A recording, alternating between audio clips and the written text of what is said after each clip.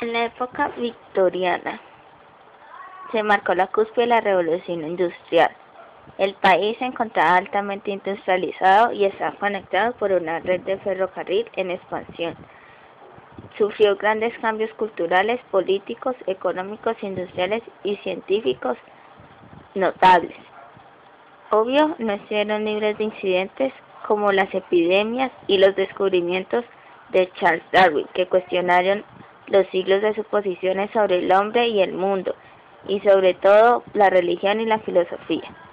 También cambios legales en los derechos de la mujer, como el divorcio, pelear por la custodia de sus hijos tras separarse de sus maridos y ganar el derecho a la propiedad después del matrimonio. Sin embargo, en el pleno siglo XXI, la mujer no ha conseguido la igualdad.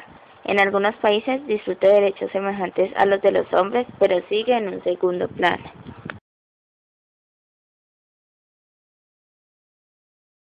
La reina Victoria fue una de las mujeres más importantes de la historia, pues en su reinado Reino Unido se convirtió en una de las potencias mundiales del momento.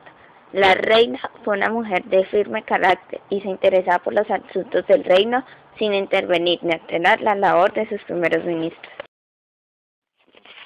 A mediados del siglo XVIII comenzó en Europa un proceso de cambio en el que el uso de nuevas técnicas, fuentes de energía y formas de organización del trabajo provocó un enorme crecimiento de la producción mecanizada de bienes. La sociedad y la vida cotidiana se modificaron intensamente al producirse una separación creciente entre capital y trabajo. Esos cambios económicos y sociales se conocen como revolución industrial y marcan el paso de una sociedad agrícola y tradicional a una sociedad industrial, urbana y moderna. Esta revolución fue el origen de la gran brecha económica y social entre los países desarrollados, aquellos que se beneficiaron del proceso industrializador y los países desarrollados, aquellos que mantuvieron los sistemas de producción tradicionales. En la revolución industrial se aumenta la cantidad de productos y se disminuye el tiempo en el que estos se realizan, dando paso a la producción en serie. Las tareas complejas se transforman en operaciones simples que puede realizar cualquier obrero sin necesidad de que sea mano de obra cualificada. Esto permite bajar los precios en producción y elevar la cantidad de unidades producidas. La industrialización comenzó en Gran Bretaña a finales del siglo XVIII, gracias a sus condiciones favorables para el crecimiento económico. Tenía mano de obra suficiente, contaba con yacimientos de hierro y carbón mineral, y tenía una nueva mentalidad liberal que ya estaba muy extendida y era la base de las leyes que elaboraba el Parlamento. Entre 1820 y 1840, las innovaciones de la Revolución Industrial se extendieron por Europa. Los países próximos a Gran Bretaña, como Francia, Alemania o Bélgica, fueron los primeros en seguir sus pasos. En el resto de países europeos, la industrialización solo afectó determinadas regiones. Hasta el siglo XVIII, las manufacturas se elaboraban en pequeños talleres.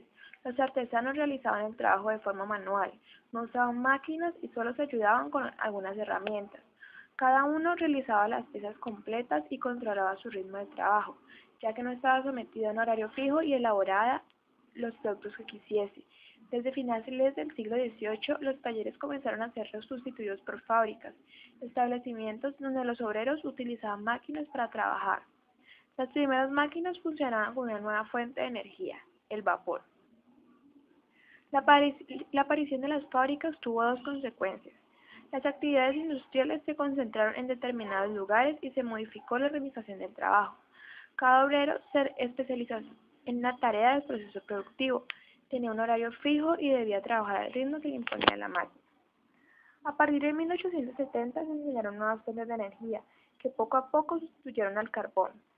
Estas fueron la electricidad y el petróleo. La industria textil perdió su papel de liderazgo que fue ocupado por el sector siderúrgico, la industria eléctrica y la industria química.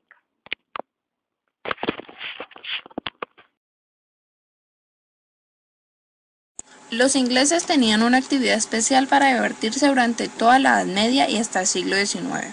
Uno de los entretenimientos preferidos por los ingleses eran las peleas entre animales. Especialmente les gustaban las de los perros contra cualquier otro animal como osos, toros, cerdos, tejones o cosas tan extrañas como leopardos o incluso burros. Por ejemplo, una de las imágenes del collage en la cual un perro pelea contra una rata. Pero hubo una especialidad, en particular durante un tiempo que tuvo gran fama, que era la lucha entre perros y monos. Las peleas se solían celebrar en locales y bien acondicionados para ello, como una especie de foso o ring en el centro, y las gradas a su alrededor, donde se cruzaban importantes apuestas. También tenemos un ejemplo de esto en una de las imágenes del collage, que se ve todos los espectadores con su dinero en la mano apoyando a su peleador. La primera referencia escrita de este tipo de enfrentamientos apareció en 1799 en Sporting Magazine, la primera revista inglesa exclusivamente de deportes. En ella se narraba cómo era el combate. Una inusual pelea se celebró en Worcester. Las apuestas se mantenían a que el perro podía matar al mono en menos de 6 minutos. El propio dueño del perro permitió que el mono pudiera defenderse con un palo de menos de un pie de largo. Cientos de espectadores se congregaron para ser testigos de esta pelea y las apuestas subían a 8, 9 y hasta 10-1 a favor del perro, al que a duras penas se conseguía apaciguar antes de la pelea. También se sentía gran pasión por los juegos de azar. ¿Quién fue Jack el Destripador? ¿Fue un hombre o una mujer? Después de más de un siglo todavía perdura el misterio. Este hombre misterioso dejó 5 crímenes perpetuados en Whitechapel hacia 1888, que hoy, por el escaso número de víctimas, hubiesen ocupado pocas líneas en los diarios, pero en su momento revolucionaron Londres y el mundo entero. Durante 100 años, investigadores, detectives, policías y muchos aficionados han tratado de establecer un perfil psicológico que ayudase a determinar la personalidad o el nombre del asesino, pero hasta ahora solo se han podido identificar los nombres de unos posibles sospechosos. Tal vez por ese motivo Jack el Destripador se ha convertido en el asesino en serie más conocido de la historia. Su nombre nos evoca una silueta entre la niebla del Londres victoriano, una sombra con capa y sombrero negro que ataca a sus víctimas y desaparece para siempre de la escena del crimen. No en vano se han escrito sobre él cientos de libros, canciones, óperas y películas. Es la perfecta historia de suspenso, el gran misterio sin resolver. Jack el Destripador está escrito como un asesino inteligente, eficaz, burlón, astuto, frío y obsesionado por el asesinato.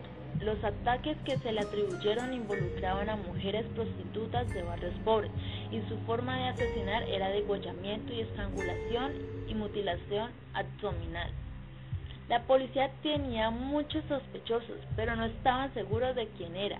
Empezaron a ofrecer una gratificación para quien diera un dato válido sobre la identidad del asesino, pero lo que consiguieron fue que los vecinos aprovecharan sus diferencias y se denunciasen entre ellos, deteniendo a algunos falsos culpables, excéntricos o alcohólicos que se aseguraban ser el descuartizador de prostitutas. El 25 de septiembre la Agencia Estatal de Noticias recibió una nota en tinta roja firmada por el propio Jack el Destripador, cuyo contenido era: querido jefe, desde hace unos días oigo que la policía me ha cogido, pero en realidad todavía no me han pescado. No soporto a cierto tipo de mujeres y no dejaré de destriparlas hasta que haya terminado con ellas. El último es un magnífico trabajo. A la dama en cuestión no le dio tiempo a chillar. Me gusta mi trabajo y estoy ansioso de empezar de nuevo. Pronto tendrá noticias mías y de mi gracioso jueguecito. Jack el Destripador, desde el infierno. A partir de entonces seguiría escribiendo cartas y poemas destinados al jefe de la policía londoniense, jactándose de su habilidad para escabullirse en la oscuridad de las calles y evitar ser atrapado por la multitud que le perseguía, o haciendo alarde de la perfección de sus crímenes y anticipando otros nuevos ataques, siempre seguro de sí. Después de un tiempo, nunca más se volvió a saber del asesino. No hubo más cartas ni más crímenes. Parecía que Jack el Destripador hubiese abandonado la escena del crimen para siempre. Y finalmente el caso fue cerrado en 1892, el mismo año en el que el inspector encargado del caso se retiró.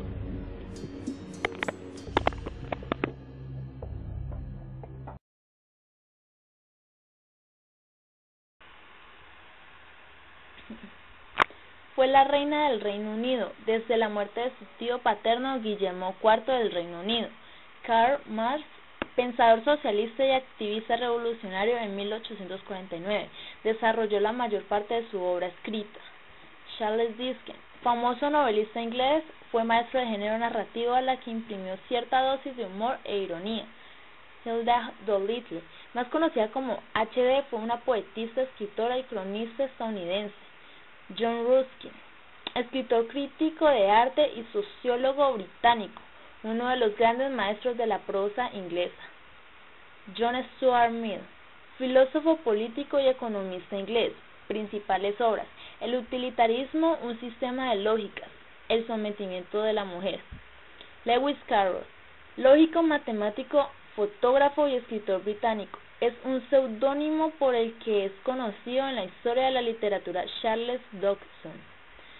Robert Pell, periodista, estadista y político británico, fue el primer ministro del Reino Unido.